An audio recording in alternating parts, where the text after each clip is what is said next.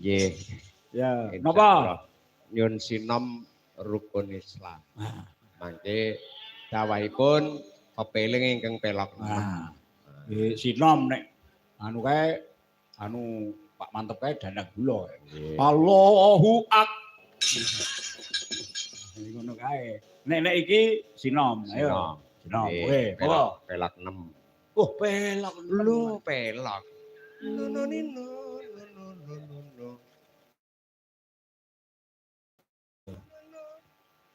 Rukun Islam pas ora? Pas, Pak. Ana 5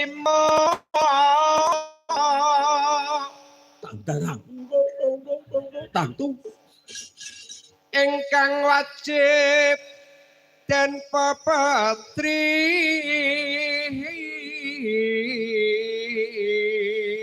no nene yo sahadate kang pisan nene loro salat aja lali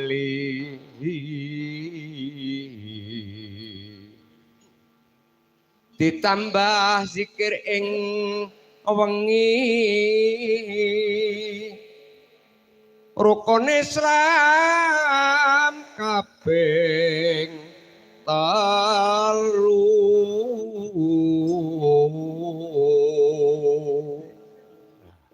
sampeyan iki daleme pundi to, Pak? Kula saking Bolorejo Banaran Sambung Macan. Sragen. Bolo ngono to. Ya ampun. Anu nek ketoke lho. Nggih. Niku cedhak Kedung Kendang. Oh, nggih wetanipun Kedung Kendang. Kok yo jek eling to Gom Nggih. Ya. Lila zakat mringsa somo suarane apik yo sepuh-sepuh yo pat poso ing wulan suci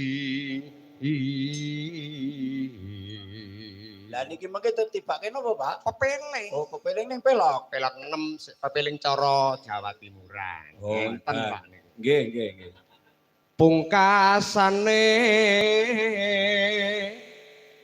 munggah haji yen ku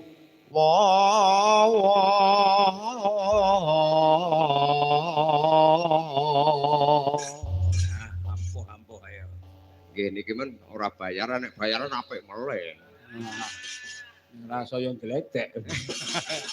Ya buka celuk nggih. Ya siap. Ora kaya sing tak nonging tak Mboten. Ya, yen wancine tansah dielingke wis wancine padha tindakake simbok datang mandang wayahe sembahyang tetapi wajib dawuhe pangeran yani cagak ing agama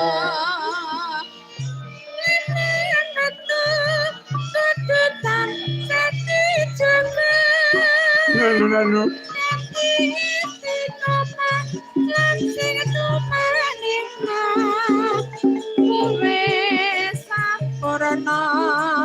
yen berjamaah